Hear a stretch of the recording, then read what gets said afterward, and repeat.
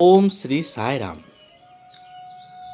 भगवान श्री सत्य साईं बाबा के दिव्य चरण कमलों में कोटि कोटि नमन के साथ दिव्य प्रवचन ओनम पर प्रशांति निलयम 7 सितंबर 1984 को भगवान श्री सत्य साईं बाबा कहते हैं, जब हृदय पवित्र होता है तब भगवान उसमें निवास करते हैं। जब तुम किसी कुर्सी को कुर्सी के रूप में देखते हो तब शब्द का बोध नहीं रहता, और जब शब्द पर ध्यान जाता है तब कुर्सी का स्वरूप ओझल हो जाता है। इसी प्रकार शिरडी साईं बाबा की रजत प्रतिमा को लो। जब तुम उसे साईं बाबा के रूप में पूजते हो तब तुम्हें चांदी का बोध नहीं रहता, और जब तुम उसे केवल चांदी के रूप में देखते हो तब साईं बाबा की अनुभूति नहीं होती।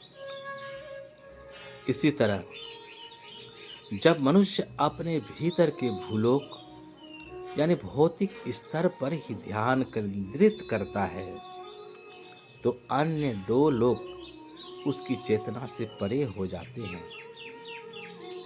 मनुष्य में स्थित भूलोक उसका देह लोक है, अर्थात यह भौतिक शरीर जिसे वह साथ लेकर चलता है और जिसमें वह निवास करता है, उसके भीतर का भूर लोक है।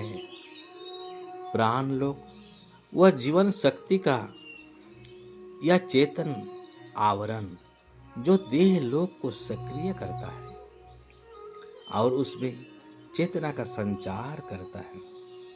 और स्वर्ग लोक है इसके भीतर का अमूल्य निधि कोष आनंद, जिसकी उपस्थिति मात्र से आध्यात्मिक कली खिल उठती है।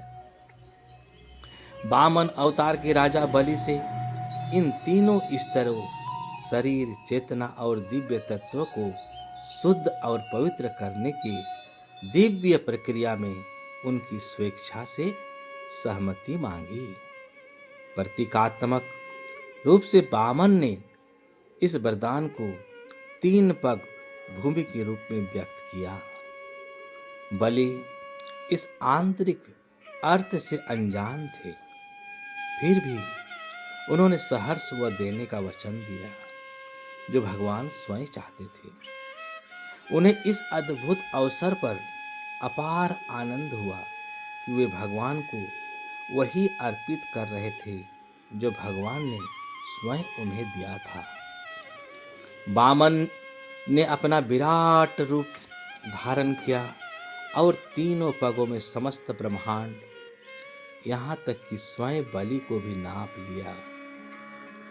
राजा बलि ने पूर्ण रूप से ईश्वर की इच्छा के आगे आत्मसमर्पण कर दिया और इन्हें इसका महान फल प्राप्त हुआ। उन्होंने अपने पिता विरोचन और पितामह प्रहलाद की परंपरा को सार्थक किया। भगवान पुराण में कहा गया है कि बलि को सुतल लोक में स्थान दिया गया, जो पाताल लोकों में भी सबसे पवित्र माना गया है। अर्थात बलि को अपने हृदय में भगवान का साक्षात्कार प्राप्त हुआ। भगवान ने उन्हें आश्वासन दिया कि वे सुतल लोक में सदा उनकी उपस्थिति प्रदान करेंगे।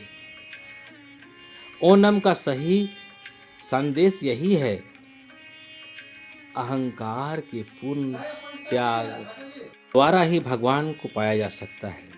जब हृदय पवित्र होता है तब भगवान उसमें निवास करते हैं और मनुष्य को स्वयं तक पहुंचने का मार्ग दिखाते हैं। जय जय साईं राम।